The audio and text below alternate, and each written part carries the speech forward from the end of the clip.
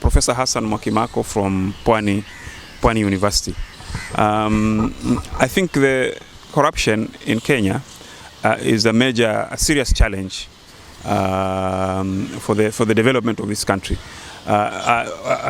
Perhaps you have seen that a lot of resources have been wasted because of corruption, and the government is making a lot of effort to address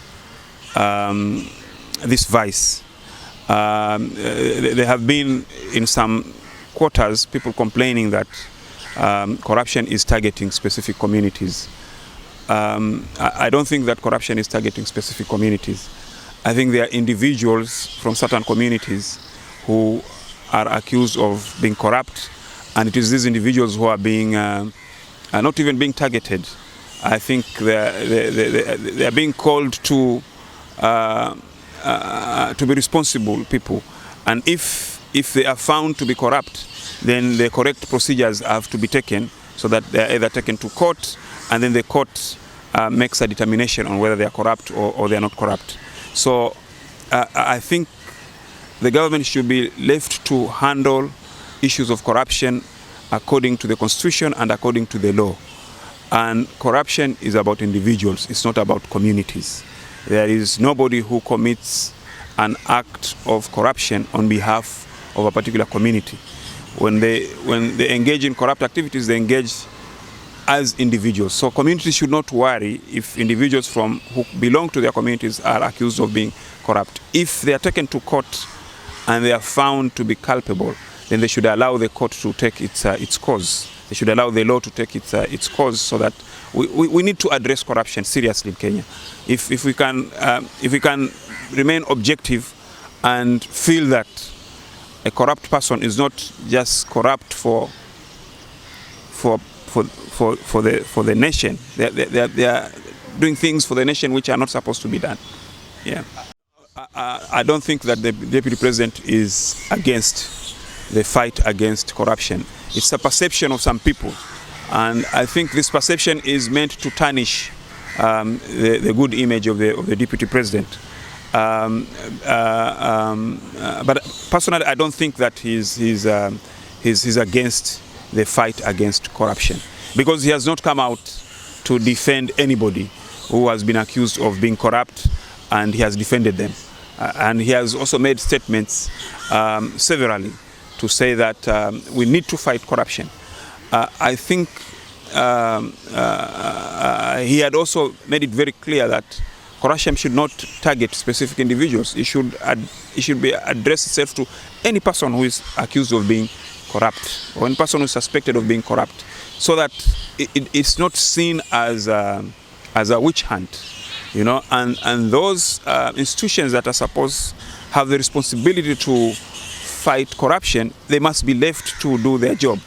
You know, they must be left to undertake the war against corruption objectively, you know, so that everybody is very clear that it is corruption which is being fought and not particular individuals. So personally, I do not think that there is even need for the Deputy President to defend anybody who's corrupt. Let those people who have been found to be corrupt, let them be taken to court, and let the law take its course. Ideally, the war against corruption, it needs to be fought. And if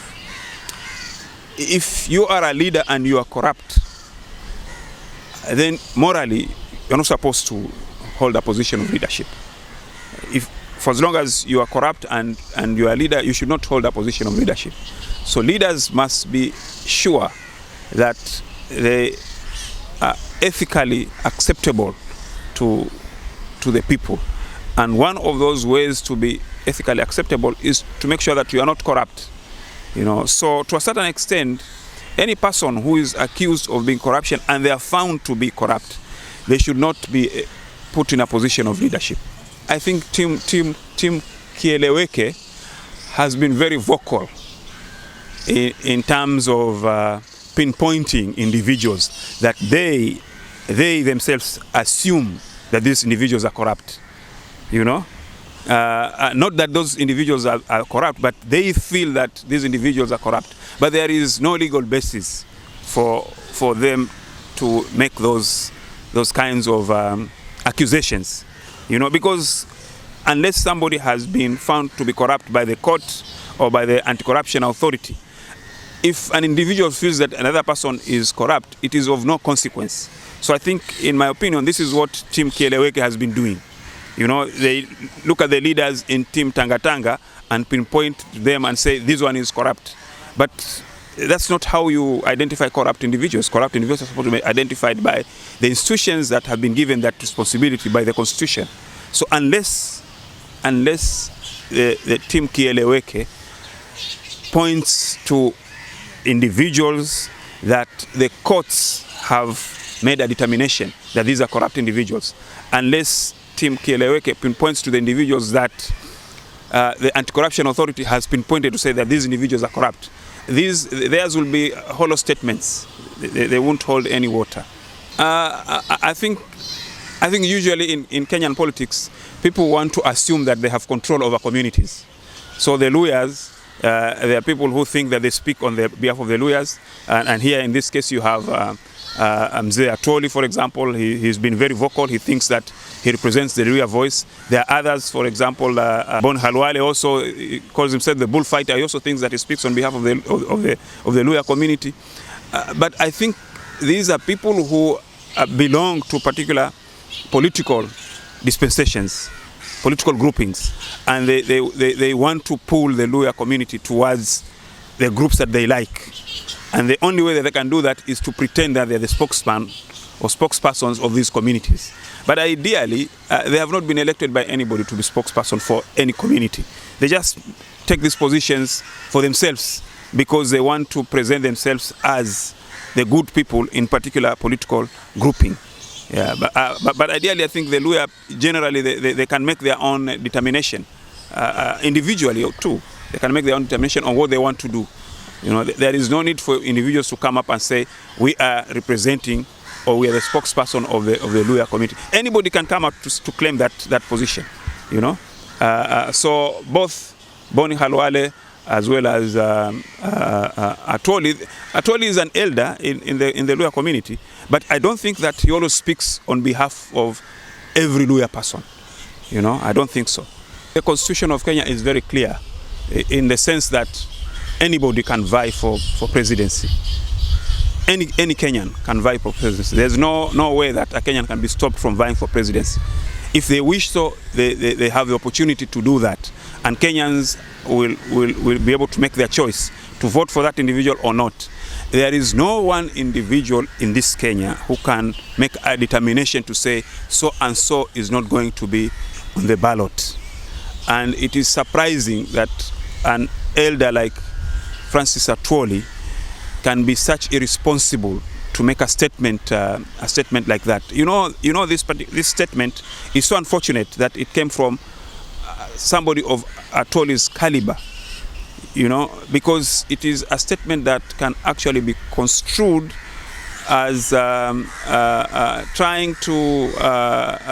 It could even constitute hate speech, or some kind of incitement towards other people. So ideally, I think Atwoli needs to be advised that he shouldn't make those kinds of loose statements because they are very dangerous statements for Kenya, and he has no constitutional right or prerogative to make a determination that so and so is not going to be on the ballot. If Hassan Mwakimako wishes to be on the ballot, the Constitution allows anybody to be on the ballot. So I think that the Deputy President is going to be on the ballot, whether Atwoli makes those statements or he doesn't make those statements. For as long as he'll be there and he'll be alive and he wishes to be, I think the Constitution allows him and he will be on the ballot. And it's for Kenyans now to decide. It's not just one individual Atwoli making a statement somewhere in Lamu that he's not going to be there. I don't think if that is right.